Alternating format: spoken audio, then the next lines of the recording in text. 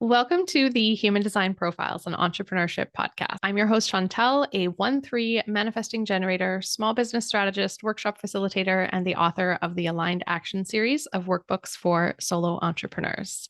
Thank you for joining us on this podcast, which is an active learning experiment on how we experience entrepreneurship on an individual level while we satisfy our desire for self-awareness. It is very true to my profile as a 1-3. Each episode profiles a human design enthusiast / business owner who's here to share how their personal profile lines are influencing their business journey. Today, I'm connecting with Ingrid, the founder and CEO of WordCraft, a social media marketing agency headquartered in Yarmouth, Nova Scotia. Her zone of genius is in organic social media strategy, content creation, and community management. When she's not creating social media content for clients such as Nestle Canada, Scotia, Manulife Bank, and King Cole Tea, Ingrid is usually knitting at home with her boyfriend, son, and cat. Have a listen while today's guest, Ingrid, a 2-5, shares her story while you read between the lines. So Ingrid, you have a 2-line in your profile. It's on your conscious side. And I know that you have a special relationship with that as you identify as someone who's introverted. Tell me about what introversion feels like for you and how that 2-line really shows up in your life and in your business. For sure. Yeah, I'm definitely introverted, and it's absolutely something that I've been working on to be a bit more extroverted, especially since becoming a business owner, because you have to do a lot of networking and a lot of peopling, and it can be a little bit challenging as an introvert. A lot of people might not think that I'm an introvert because I've done a lot of community theater through the years. I used to perform music quite a bit. And, even going back to high school, I was always someone who really stood out because, I had like green hair on my 3rd day of school at high school and wore crazy clothes and, was just kind of a bit of a weirdo. But even though I've always liked to stand out, I still need that time alone and always have. I can't do a full day of being with people. If I'm doing a networking event or something, or if I'm going to a conference, I need to not do anything in the evening. I need to just kind of stay and be by myself for a little while. So I very much value my alone time, personal time. Well, I think sometimes people think like, oh, all introverts are shy, but that's not necessarily the case. We think that those two things are correlated, but they're usually not. Really, introversion is all about how you recharge, right? And so you know that you need to have a balance between lots of people focused things and then more alone time. So that totally makes sense. I know that you work with a team, although sometimes you work remote. How does that feel for you as an introvert working with your team and sharing space? Yeah, so we do have an office that we share, and it's an open concept office, although we have a privacy booth that's soundproof that I can go into if I need to get away. Yeah. So that's kind of nice. But I do love being around the team during the day while we're working. It makes it feel really busy. And I don't know, it's just nice to have people around. And then when I go home, I can not be around people. We tend to do a hybrid model where we're in the office 4 days a week and at home maybe 1. Okay. Not everyone's in the office every day though. Right. So yeah, so like today I'm working from home and that gives me some time just to be by myself for a little bit. Oh, I'd forgotten about that pod. That is such a supportive thing for a 2-5. That makes a lot of sense, that purchase. So it's a little selfish because I'm pretty much the only one who uses it, but it feels like my decompression chamber that I go to every now and then. Yeah. I'd be so curious to know what the profile lines are of the people that you work with. Maybe no one else has line 2 and maybe no one else feels that need to take some space every once in a while. That's super interesting to me. We do have another employee who is pretty introverted, and we've been friends since I was in grade 8 and she was in grade 7, so we go way back. But she rarely comes into the office, even though she lives just a couple blocks away, because it's hard for her to be around that many people. That's interesting. And so for your alone time, I know in your bio, we talked about knitting and just like staying at home. I know you love cozy things, tea and all of that. What are some of your favorite alone time activities? I definitely love all of the crafts. I do a lot of knitting and a lot of needlepoint, reading, Yeah, cozy things for sure. We have a wood stove in the basement, and we've set up a couch and a chair right around the wood stove. Yeah. And we pretty much spend every evening down there. It feels so nice to be in a little cave around the Yeah. fire. Especially in Canada, coziness is a must. I think whether you're Yes. introverted or extroverted. Yeah, Yeah. absolutely. And so let's talk about that five line then, the other aspect unconscious in your profile. The five line is a little more social, a little more out there and interacting with people, and then having that desire to guide and lead. What does the five line feel like for you? It's so funny when I was going through the profile, it's so much like how I've ended up because I do a lot of webinars and workshops and teaching people. And I really fought that for a long time. Back when I used to work at a marketing agency, I started as a social media coordinator. And when everyone wanted me to step into the manager role, but I didn't, I wanted to stay in my little bubble of comfort and not have a team and not lead and not manage people. So I fought it big time. And then when I eventually accepted the role, after someone said, I've never seen anyone so reluctant to advance their career in my life, it was a bit of a kick in the pants. So I decided to take the role, and I loved it. And I managed a team in Halifax and a team in Toronto, and loved being like the mother hen of the team and guiding people and helping them on their journey and answering their questions and teaching them things. So then when I started my own business, I didn't start with a team. I started as a solopreneur, but I started teaching workshops and webinars pretty soon after I started my business. And I've been doing it straight through the entire time. And I love it. I get so excited because I think it's just when I'm talking about the things that I'm passionate about, I get very animated, which is also another reason why people sometimes think that I'm an extrovert, because I do get so excited about talking about the things that I love, like talking about my business and talking about social media. But yeah, it's just so funny that is the reason that people view me as extroverted, because I just love talking about these things that I'm passionate about. Yeah. And I know that you, like me, we're both manifesting generators. Yes. So that energy and that enthusiasm is right there. How do you feel about being an MG in business? What does that feel like for you? So I've worn a lot of different hats and have had a lot of different careers, and none of them really seemed like the right one until I started my business, which was never something that was in the plans. Never ever wanted to start a business, but here I am. But once I started my business, it seemed like everything was just falling into place. It felt like I was really doing what I was supposed to be doing. And before that, I was always the underdog and was not manifesting the things that I wanted. But as soon as I started doing what I feel like I was supposed to do, just like everything seems to come to me a lot easier, so much easier. And I don't know if that is sort of the hallmark of a manifesting generator, but that's where I see it coming through. Just that when I'm doing what I'm supposed to be doing, I'm able to manifest the things that I should be, have, need, want, I guess, in general. Yeah, that makes a lot of sense. I think as MGs, we have to listen to our sacral, and maybe just the fact that you were working for yourself and all of a sudden could make a lot of those tactical decisions yourself.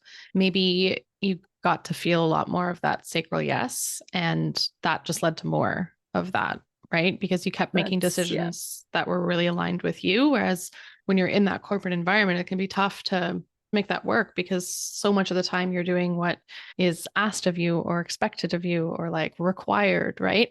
But as an entrepreneur and as a solo entrepreneur, especially at the start, like you got to make that up for yourself, which is really empowering for a manifesting generator, I think.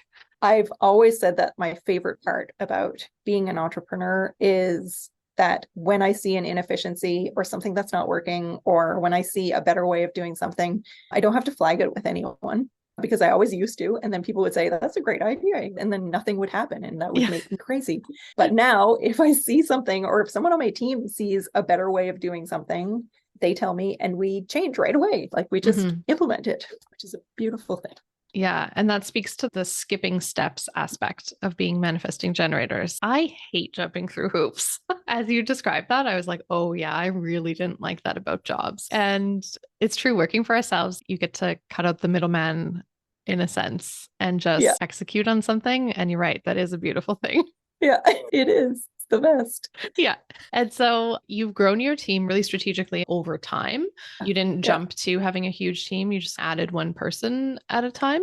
I'm wondering if there's anything about that process that you went through, maybe that feels like it just honors that 2-5 profile. Yeah, so much. So I have a team of 6, counting me. 4 of those people I hired because they came to the door of my office, walked through and told me what they can do and said that they wanted a job working for me. So they just appeared. Like, I didn't post any jobs. I didn't ask for these people. And a lot of the time, I didn't even know that I needed them. They just showed up and told me what they can Oh, do. And I was thinking, yeah, that's like exactly what I need right now. So it's wild because I'm in Yarmouth, Nova Scotia. It's very rural. It's not like it's crawling with digital marketers, yeah. but these people just show up and into the business. Oh, So that's so I've never had any trouble with like labor shortage, uh-huh. despite being in a rural area. They just manifest themselves. That's fascinating. You and I know each other, and I did not know that story. And Yeah, I am very intrigued by it. I get what you're saying now about the manifestations just appearing. Your team showing up like that is very special, it's weird, but really. it's so true. Like, that's exactly, there's only one person that I hired because I posted a job. Very cool. Okay, so as an MG, like we are like the ultimate in multi-passionate. And you mentioned in your intake form that you think that being an MG, you think that that is what has made you into a successful entrepreneur. I myself, I feel a little like iffy on that. And I've talked to people who feel the same as me, but you're the first person that I've talked to who feels like, yeah, that MG-ness really makes me great at business. For me, I feel like it's a bit of a hurdle to overcome in the sense that I'm interested in so many things that it's very difficult to focus myself in long enough on one of them to build anything, or just when my business is getting successful in something because I've offered it for a long time and I have well-defined processes and built up testimonials. I'm like, oh, I'm done with that. And intriguingly, like you were my very last website that I designed as a web designer.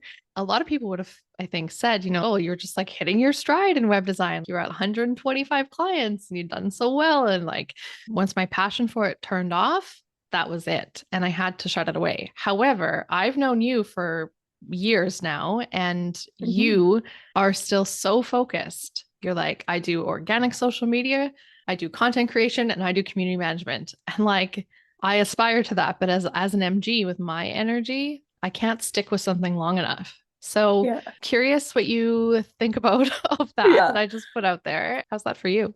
Yep. So for me, I think it has to do with the fact that we work with about 25 different clients. So it's like having 25 jobs at the same time. Mm-hmm. And that is what I love. It's never boring. There are so many balls in the air. Like right now, I have so many things that I need to do. And that doesn't overwhelm me. It just excites me. And it's always, this is the one thing that I liked about journalism, because I used to be a journalist before all of the other things in my life happened. Went to journalism school and was a journalist for about 5 years. And what I loved about that was that you woke up and you went to work and you had no idea what you were going to be doing. And it was always exciting and it was always different. Like one day you're working on a story about a wharf, and then the next day you're working on a story about sheep in a nursing home. You are so Nova Seriously. Scotia right now. My gosh, yeah, the tales I could tell. But that's what I love. I love having just so much variety of stuff to work on, and that every day is completely different. And that's one thing that I love about community management, which is answering comments and messages on social media. It doesn't sound super glamorous to most people, but to me it is just so exciting, because you never know what kind of questions you're going to get. You never know who is absolutely losing their mind because they can't get into their bank account. And that is exciting to me, like talking someone down when they're losing their mind because they can't get into their bank account. I just love that. That's a very niche interest, Ingrid. I know. I also love, and I don't know if this is a manifesting generator thing, but it's like a hit of dopamine when you're doing community management and you're responding to comments, and every time you respond to one, you complete it, it disappears, but it's like crossing a list off all day long, and it's super satisfying, super fun. Another reason that I love what I do, but it's also super creative because we're creating content all the time. It's just like, I don't know, I love all of it. Yeah. So I guess because you have like such varied clients as well, that probably helps to bring that variety in where it doesn't get boring. I've kind of accidentally talked about team stuff a lot in this. Do you find that you switch off tasks with them, or do your job responsibilities stay more static? I still do a little bit of everything.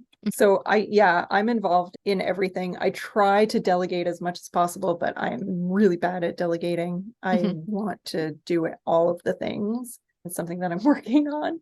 So yeah, there are things that the team does, even though I've given over pretty much all the community management to one team member, I still retain the difficult customers. That's my specialty, is talking those people down. Whereas I'm really bad at, the brand love stuff and the pop culture references. I work in social media. I don't know anything about pop culture.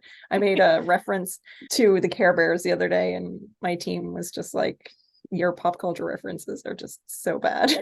Yeah. So involved in everything. You said that you are not great at delegating. However, you do describe yourself as being very good at setting boundaries.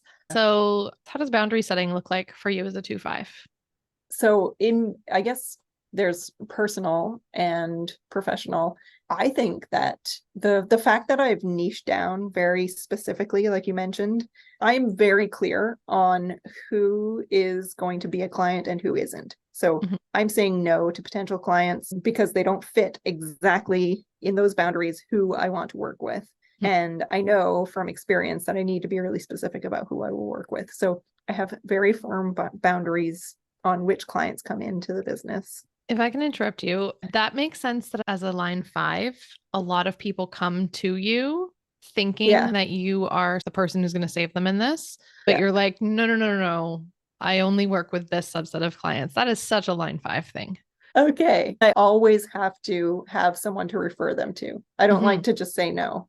I need to have a list of people that I can refer them to because I really want to help them, and I want to make sure that they're getting the best service possible. Personal boundaries, I guess it's still professional, but I tend to not work in the evenings at all. So that's a boundary. I tend to work on the weekends though. Some give and take, I guess. But yeah, I think the fact that I'm so selective about who I work with, it's big for me. And it's really helped me grow the business, and so that people identify themselves as like, oh yeah, you're the person that I like. We're a CPG company. We're looking for organic social. You are the expert at that. Yeah. You've managed to really distinguish yourself in that. And a lot of people, we've had people that have come to us because they found us on the website. Like they found us through a web search, did not know about us. So cheers to you for that great website. Thank you. And a reminder to all listening that I no longer do websites, but me too. Like Ingrid, I do always have somebody great to refer them to. I do feel lucky that I got the last one. I think it's very special. Yes, it's an honor. Absolutely. Well, Ingrid, this has been really fun. We are going to complete this episode with the card pulling ritual. So if you're ready, you and I will take a deep breath in together and let that go. And the card that I've pulled for you today is, I know who I am and what I am capable of, even when others may perceive something else. Am I taking on responsibility that is not mine to hold? Interesting. It's so funny. Yeah.